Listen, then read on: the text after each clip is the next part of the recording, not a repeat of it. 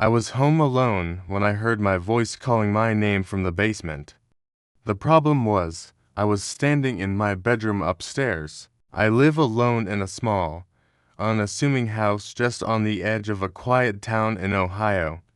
It's nothing special, really. There's no creepy history attached to it, no old town legends about hauntings or strange occurrences. It's just a house. The basement, though, is the one part I've never liked. It's completely unfinished cold concrete floor, a web of exposed pipes snaking across the ceiling, and a single, bare light bulb that has this annoying habit of flickering. It's damp and smells like earth and forgotten things. I honestly never go down there unless I absolutely have to, like when a circuit breaker trips or I need to store something I won't need for a very, very long time. That particular night, the weather was miserable.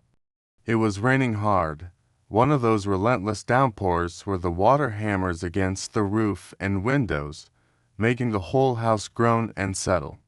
It's a sound that can be comforting, like the house is breathing around you.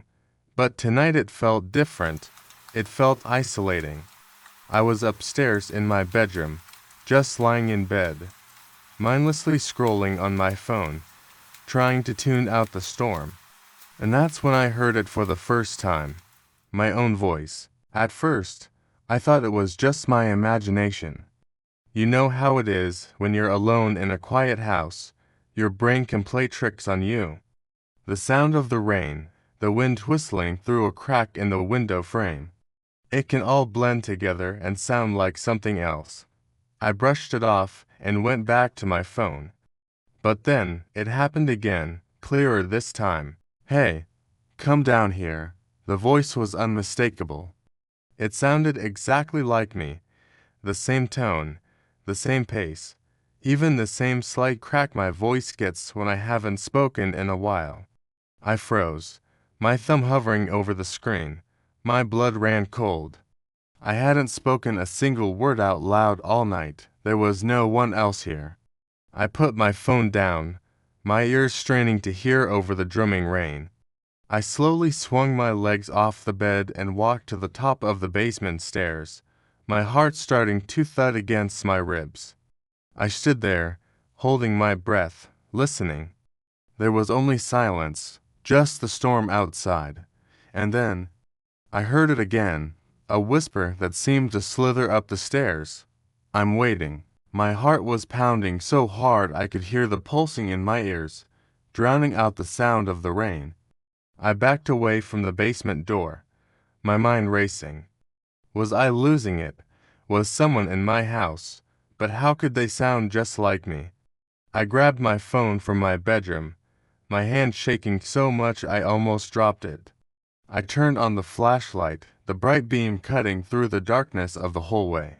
Taking a deep breath, I forced myself back to the basement door, unlocked it, and started down the old wooden stairs, one cautious step at a time.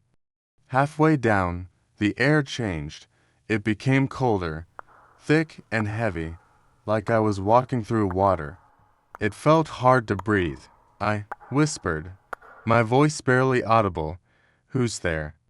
And immediately, my own voice answered back from the darkness below, calm and confident. "You know who I am." As soon as it spoke, the single basement light flickered on by itself, casting long, dancing shadows across the concrete walls. At the far end of the basement, standing in the deepest shadows where the light couldn't quite reach, I saw a silhouette. It stood completely still, a dark shape against the gray wall. It was my height. It had my posture, the same way I tend to stand with my shoulders slightly hunched, my breath caught in my throat. I couldn't make out any features, but I didn't need to. I knew. The silhouette didn't move, but the voice came from it again, smooth and chilling. "I've been here longer than you." A wave of pure terror washed over me.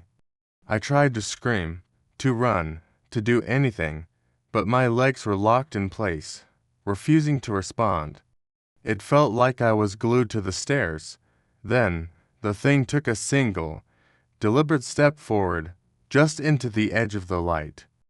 And in that horrifying moment, I realized something that made my stomach drop. As it stepped forward, a thought flashed through my mind. It's moving. And the voice in the basement spoke at the exact same instant, finishing my thought for me. Just like you wanted me to.